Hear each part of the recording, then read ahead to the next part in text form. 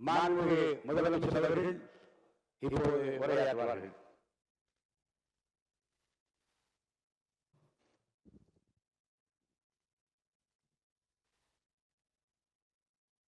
மாண்புமிகு பேரவைத் தலைவர் அவர்களே,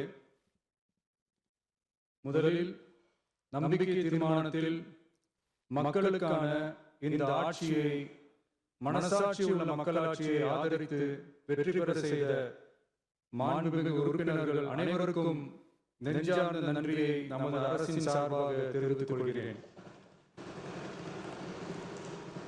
நடைபெற்று முடிந்த சட்டமன்ற தேர்தலில் எந்த அணியும் இல்லாமல் தனி அணியாக, தனி சிறப்புமிக்க அணியாக, மக்கள் அணியாக, மக்களை விரும்பும் அணியாக, மக்கள் விரும்பும் அணியாக களம் காண்டோம்.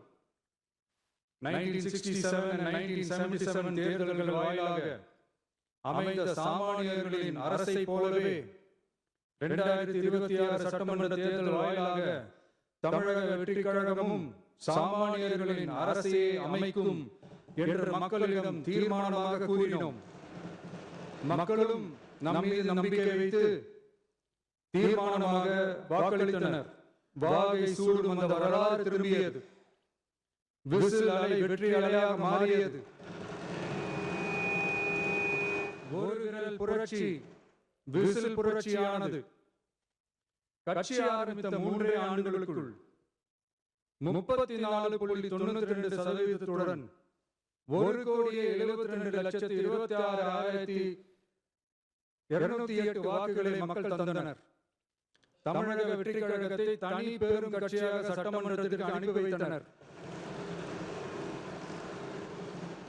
கட்சி ஆரம்பித்த 3 ஆண்டுகளுக்குள்ளே மிக மிக சிறிய அளவில், ஒரு நூல் இழைவில் தனி பெரும்பான்மை கொஞ்சம் தள்ளி போயிருக்கிறது. அதனால் இந்த அரசை சிறுபான்மை அரசு போல யாரும் நினைத்தால் அதிலும் எங்களுக்கு மகிழ்ச்சியே. நாங்களே சொல்கிறோம், இது சிறுபான்மை அரசுதான்.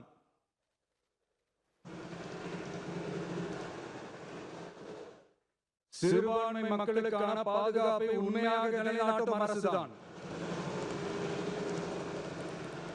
அது மட்டுமல்ல, பெண்கள், குழந்தைகள், முதியோர்கள், இளைஞர்கள், அரசு ஊழியர்கள், ஆசிரியர்கள் மற்றும் உழைக்கும் வர்க்கத்தினர் என அனைத்து மக்களுக்குமாக அமைந்த அரசுதான் இந்த அரசு. அந்த நம்பிக்கை அனைவருக்கும் ஏற்பட்டதால் தான் இந்த நம்பிக்கை தீர்மானத்தில் அது நிரூபிக்கப்பட்டிருக்கிறது. இந்த நேரத்தில் இந்த மாமன்றத்தில் நமது அரசு சார்பாக சில உத்தரவாதங்களை நான் தர வேண்டும் என்று விரும்புகிறேன். தமிழக வெற்றி கழகத்தின் கொள்கை தலைவர்களான தந்தை பெரியார், பெருந்தலைவர் காமராஜர், அண்ணல் அம்பேத்கர், வீரமங்க வேலு நாச்சியார், மக்கள் சேவகர் அஞ்சலை அம்மாள் ஆகியோரின் வழிகாட்டுதலுடன் இந்த மக்கள் அரசு மனசாட்சியுள்ள மக்களாட்சியை தரும் என்று உறுதியளிக்கிறேன். சமூக நீதி, சமநீதி, சம வாய்ப்புடன், உண்மையான உறுதியான ஜனநாயகத்துடன், மதச்சார்பற்ற சமூக நீதி கொள்கைகளுடன் இந்த அரசு நடக்கும். அதில் சிறிதும் மாற்றமில்லை. நம்முடைய இந்த ஆழமான நம்பிக்கையை மனதார நம்பி வாக்களித்த அனைத்து இயக்கங்களின் தலைவர்களுக்கும், அந்த இயக்கங்களை சேர்ந்த மாண்புமிகு உறுப்பினர்களுக்கும் மீண்டும் நன்றியை தெரிவித்துக் கொள்கிறேன்.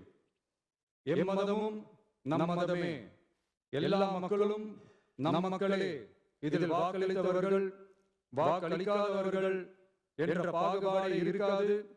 இது எல்லோருக்குமான அரசு. இது சாமானியர்களுக்கான அரசு. இது சாதி மத எல்லைகளை கடந்த அரசு. இது பாகுபாடு காட்டாத அரசு. இது பண்பாடு காக்கும் அரசு. இது பண்பட்ட அரசு. அரசியல் காரணங்களுக்காக யாரையும் எதற்காகவும் புண்படுத்தாத அரசு. இதையெல்லாம் போக போக புரிந்து கொள்வார்கள். எனவே துள்ளி எழுந்து பதில் சொல்வதை விட எதிலும் துணிச்சலுடன் செயலாற்றி வெற்றி பெறும் அரசு இது. பதவிக்காக, அதிகாரத்துக்காக அமைந்த அரசு அல்ல. நம்பிய மக்களுக்கு நன்றி கடன் செலுத்துவதற்காக அமைந்த அரசு. அதிகாரம் காட்டி மிரட்டும் அரசு அல்ல, அனைவரையும் அரவணைக்கும் அரசு. எவர் மீதும் வெறுப்பு காட்டும் அரசு அல்ல, எல்லோரையும் விரும்பும் அரசு.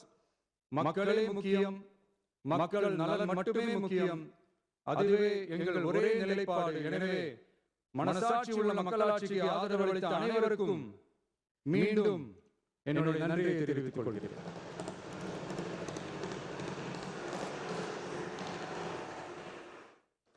பேரவை மீண்டும் கூடும் நாள் குறிப்பிடப்படாமல் ஒத்திவைக்க கோரும் தீர்மானம் மாண்புமிகு பேரவை முன்னவர் அவர்கள். மாண்புமிகு பேரவைத் தலைவர் அவர்களே, பேரவை விதி 25 கீழ் பேரவை மீண்டும் கூடும் நாள் குறிப்பிடாமல் ஒத்திவைக்கப்பெறா எனும் தீர்மானத்தை மொழிகிறேன். மாண்புமிகு பேரவை முன்னவர் அவர்களின் தீர்மானம் பேரவையின் முடிவிற்கு விடப்படுகிறது. ஏற்போர் ஆம் என்க, மறுப்போர் இல்லை என்க. மறுப்போர் இல்லை என்று கருதுகிறேன். மறுப்போரே இல்லை. தீர்மானம் ஒருமனதாக நிறைவேறியது. பேரவை மீண்டும் கூடும் நாள் குறிப்பிடப்பெறாமல்